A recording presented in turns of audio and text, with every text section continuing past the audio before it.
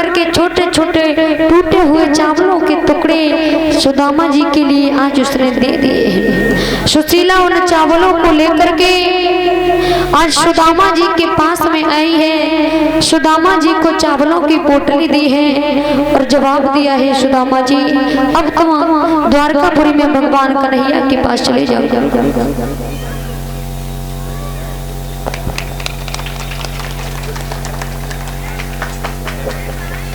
और ये माल्यार्पण करके उपयावन पर हमें प्रदान कर रही है परीक्षित जी के पुत्र हैं गौरव भैया जी।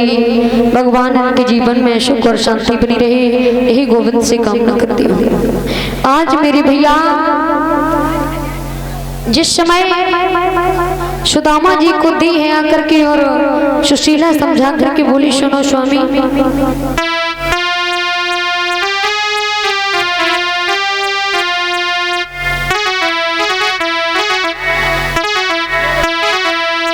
कि स्वामी जाओ चले द्वारका को, इस नगर में गुजारा नहीं।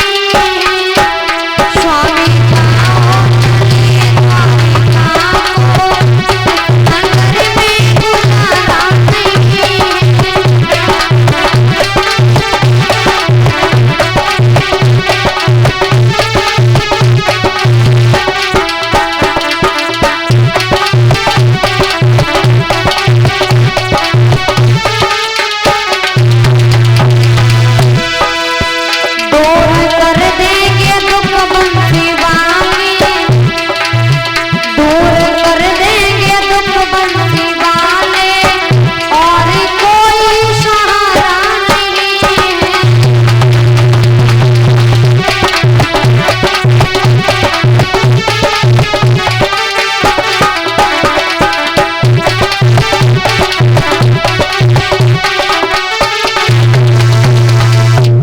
सुदामा जी चावलों की पोटली को लिया है और आज भगवान से मिलने के लिए चल पड़े हैं। सुदामा जी जिस समय रास्ते में पहुंचे हैं तो एक नदी पड़ती है। सुदामा जी ने उस नदी पर देखा है कि नाव तो पड़ी है लेकिन उस नाव को कोई चलाने वाला नहीं है। भगवान ने देखा सुदामा जी मेरा भक्त आ रहा है, भगवान स्वयं उस नाव को आकर चलाने लगे हैं। सुदामा जी बोले, भैया क्या मुझे इस नाव में बिठा करके उस पार कर दोगे? भगवान बोले पार तो कर दूंगा, बैठ जाओ। सुदामा जी बोले बैठ तो जाऊंगा लेकिन मेरे पास कुछ देने के लिए नहीं है। भगवान बोले ठीक है। सुदामा जी को नाव में बिठाया और भगवान जैसे ही नाव बीच मझधार में पहुंची, नाव को खड़ा कर दिया है। भगवान बोले सुदामा जी पहले मुझे मेरी नाव के पार उतराई चाहिए। सुदामा जी बोले भैया मैंने तुमसे पहले ही कह दिया था कि मेरे पास कुछ देने के लिए नहीं है, मैं तुम्हें क्या दे दूं? अगर नहीं दोगे तो मैं तुम्हें इसी नदी में डुबा दूंगा। सुदामा जी बोले भैया मैंने पहले बता दिया था कुछ नहीं है, मैं तुम्हें क्या दूंगा? भगवान बोले तुम्हारे पास जो हो वही दे दो। सुदामा जी बोले मेरे पास केवल गरीबी है। भगवान बोले तो गरीबी ही दे दो। वहां पर सुदामा जी की आधी गरीबी का अपहरण भगवान ने वही कर लिया है। आज वहां से भगवान श्याम सुंदर से मिलने के लिए सुदामा जी जिस समय द्वारकापुरी में पहुंचे हैं,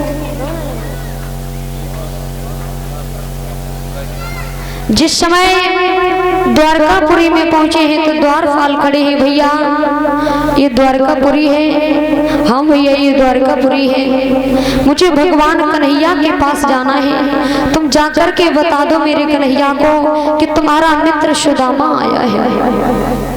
आज द्वारपाल भाग पड़े हैं और जाकर के भगवान कन्हैया को बताया है कि तुम्हारा एक मित्र है, फटे हुए वस्त्रों को पहने, जिसका नाम है सुदामा, वो तुमसे मिलने के लिए आया है। जैसे ही भगवान ने सुदामा का नाम सुना है, भगवान वहां से भाग पड़े हैं, सुदामा जी को महलों में अंदर लेकर के आए हैं।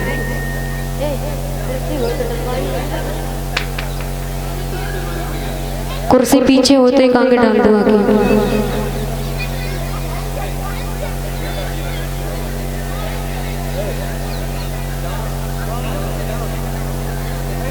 सुदामा जी को भगवान श्याम सुंदर अंदर लेकर के गए हैं और जैसे ही सुदामा जी की हालत देखी है गले से लगकर रोने लगे। भैया सुदामा तू इतना बड़ा गरीब हो गया है और फिर भी तू मेरे पास क्यों नहीं आया है।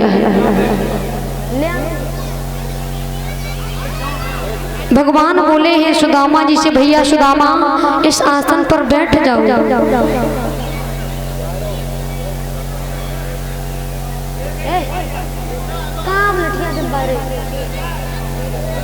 तब नहीं हो सकता, अब यार हमने कही तब कहा।